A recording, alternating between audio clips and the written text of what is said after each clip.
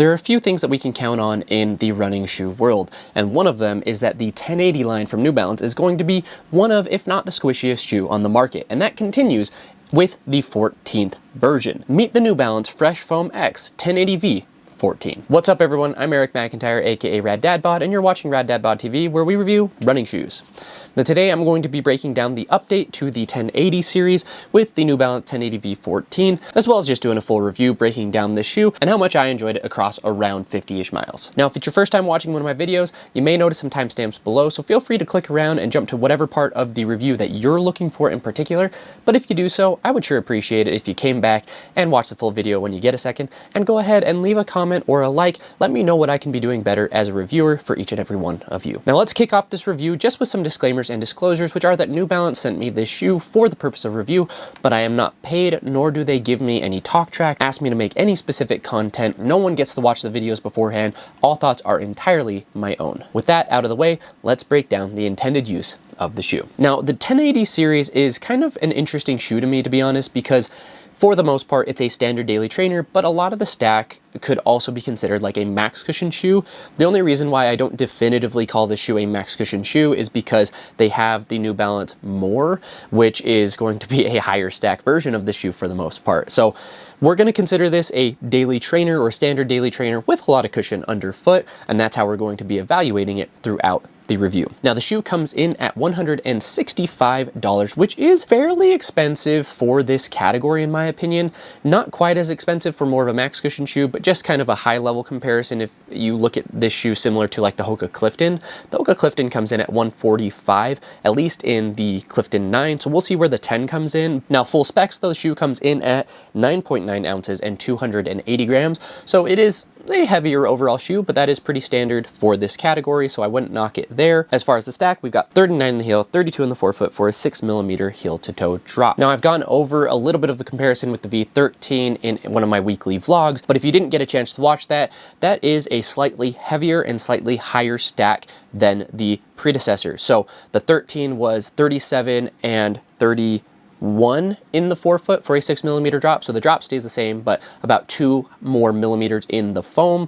And then from a weight perspective, the 3 was 9.3 and this is 9.9, so about 0.6 ounces heavier, or about 17 grams heavier overall in the 14. So the 14 did get a little bit heavier, a little bit more cushion, and I think that that kind of sets the tone for the shoe as a whole, and I'll break down kind of what I mean by that here in a second. From a fit perspective, I would say that this shoe fits kind of on the wider end or more accommodating end of standard. So I wouldn't call it like full-blown wide, or maybe I would, but it's kind of right on the edge there to where I didn't have any issues with the fit, but it definitely has some extra room even there in the forefoot and the heel. It's noticeable. And then from a length perspective, I would say it fits true to size, so I wouldn't size up or down, and I don't think that the shoe is so wide to where you'd have to mess with your normal sizing to get the right fit. Again, compared to the 13, I think it got a little bit wider. I felt like the 13 actually fit fairly snug for the most part. Moving on to the upper, we have an engineered mesh, and this shoe, again, I don't think I would call it a max cushion shoe, even though the stack height certainly justifies it. But it does carry a lot of elements of like a traditional max cushion shoe, just in the sense that the upper is very plush. So you have some really, really nice cushioning throughout the shoe. You kind of have that dual layer mesh, so it's supposed to aid in some breathability. But if I'm being honest, the shoe is fairly warm, and this is not new to the 14. The V13 was also pretty warm overall, but I do find that the upper was made a little bit wider or more accommodating than the 13, which does help a little bit, I think, with the heat dissipation. Although the shoe is heavier overall, I think that the weight is coming from potentially the outsole and the foam, and it's not coming from the upper, and so for the most part, I think it's a very balanced shoe. I really wouldn't knock it necessarily, but just be aware that this shoe probably is going to be warm on foot as the months heat up, but it could be a really, really good winter running shoe because it's going to keep you nice and toasty. Now, for the most part, again, I said that the upper was a little bit wide, but the lockdown is still there. I didn't find myself shifting around in the shoe at all, so I wouldn't be concerned about that. And the tongue is fully gusseted, which I've said this a million times, but I believe that should be the standard for every shoe in the industry. I don't know why you wouldn't want a fully gusseted tongue. Overall cushion is nice. Again, you've got kind of, I would call it probably like a more of a mid-weight tongue, so you have kind of actual cushioning there. It's going to prevent any potential lace bite. It shouldn't be a concern there. And again, you have kind of that breathability, that mesh on the tongue, which does help a little bit more than the 13 had. Now moving on to the midsole, you have that Fresh Foam X, and it has a bio EVA from my understanding, which to be honest, I'm not 100% sure what that means, but if I had to guess, I would guess that that means that this is more of a recycled material, which is really, really nice. We're seeing a lot of running companies kind of move towards more sustainable practices within their shoes. I think that the base of this shoe is a little bit wider overall, and so that midsole in the 13, I felt like it was probably the squishiest shoe that I had run in thus far. I think that this is not quite as squishy, but it's probably going to be the squishiest of daily trainers or even max cushion shoes, or close to, in 2025. And so if you compare this shoe to the updates that are coming, my guess, again, I don't know, is that this will be the squishiest daily trainer on the market. But a couple of key differences make the shoe a little bit more stable in my mind than the 13. So for one, I don't think it compresses quite as much. It feels like it kind of squishes and then stops and more spreads out.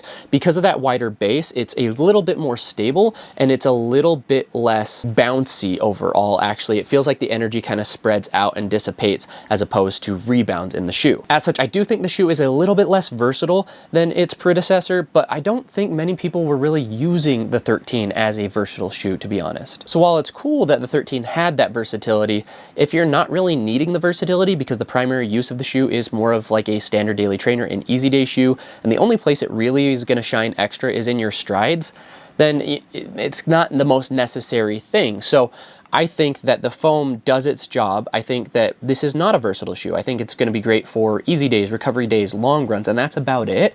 And if you like some pace in your long runs, probably not the shoe for you because there isn't a whole lot of pickup. Yeah, you can do strides in the shoe. It's going to be fine, but it's not going to be a fast shoe by any means. But again, if you wore the 13 and you felt like it was overly squishy, which personally I felt like the shoe ended up being overly squishy, and if you felt like the shoe was a little bit unstable and you couldn't wear it because you're not a pure stability runner, but you do need maybe a little bit more stable of a shoe, then I do think that the 14 fixes those things and it's going to be a better option for you. Now the outsole rubber I believe is the same, but you can see that the outsole pattern has changed a little bit. So you have the 14 here and the 13. I actually do think that the outsole is a little bit firmer or a little bit more durable potentially, and maybe not. It's more high abrasion, I'll say. So it's a little bit harder, so you would think that it would be harder to wear down. One thing I did find though is I've got some decent wear and tear there on the lateral heel, which is a little bit surprising because again, I have only close to about 50 miles on the shoe, and I normally don't see that much wear and tear, but I do think that the outsole is a little bit thicker than the 13. So with that, even if it kind of wears down a little bit, you're going to have more coverage, but I do worry about the long-term durability of that outsole. And this Fresh Foam X, when exposed to kind of the road, I bet will break down pretty quickly because of how soft it is. But I think one of the reasons I found the 13 to be a little bit more responsive, honestly, is that outsole, because you can see you have a little bit more coverage there in the forefoot where you're going to kind of get that toe spring and you're going to have a little bit more form, even though the shoe really, really squishes, that the firmness or the rigidity of an outsole can add a little bit more structure to a shoe versus the geometry here of the outsole or the placement of the outsole here just in the middle with these large channels kind of exposed probably lends more to letting that energy kind of spread throughout the shoe and again create a more stable experience, but maybe an easier experience, less responsive experience, even though the foam is going to be largely very, very similar. Now as far as who is this shoe for, well, I mean, it really comes down to, again, I think I said preference in my last video, kind of the quick breakdown I did. If you reference like the breakdown that I did in my weekly vlog, this is going to be less versatile. So I do think, so where would you want more functionality in an easy day shoe or a standard daily trainer?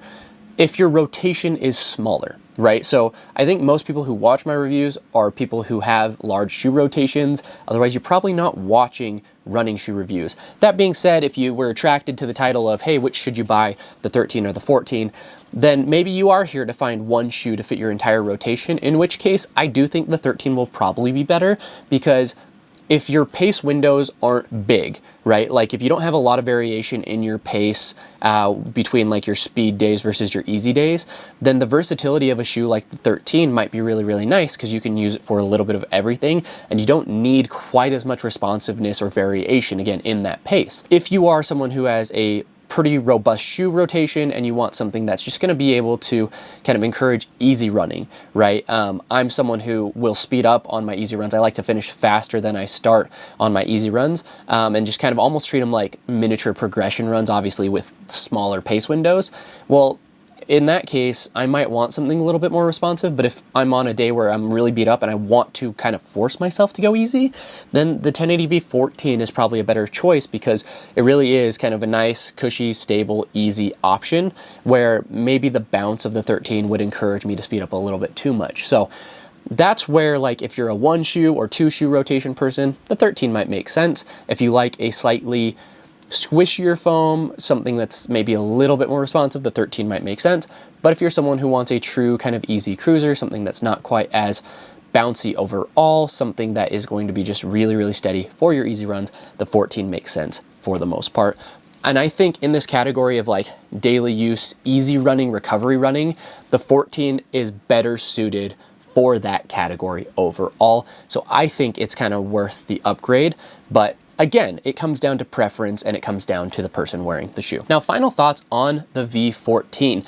Overall, like I said, I think it does the job great. It's a nice, easy day cruiser. I've really enjoyed the miles in the shoe, and it is a nice shoe that I could use to kind of just slow down, enjoy my run, and just relax and not worry about picking up the pace. I like what New Balance did here. I feel like they really listened to the feedback on the 13, where a lot of people said it was overly squishy, overly soft, and they found a way to firm the foam up a little bit while still giving you the nice plush cushion of Fresh Foam X underfoot. Now, with the stack height being 39 and 33, my question is, where is the more V6 going to go with its stack height? So I would only imagine that it's going to be something closer to like 42, 43 millimeters in the heel potentially. So more and more shoes are just getting higher and higher stack. And at some point, we've got to stop, right? So I'll be curious to see what New Balance does with some of their future releases. And if we start to see more lower stack options or a return to slightly lower stack overall. But for the time being, we have basically your standard daily trainer being a pretty much max cushion shoe in the V14. Now, if you're still here, I sure appreciate it. Please go ahead and like and subscribe if you haven't already, and drop a comment. Let me know what questions you have on the 1080 V14, as well as what I can be doing better as a shoe reviewer, what additional information you guys are looking for from these shoe reviews that you watch. And as always, I'll leave you with a question, which is, do you believe that the 1080 series is the squishiest foam on the market? And if not, what is? Let me know down below. Thanks, everybody.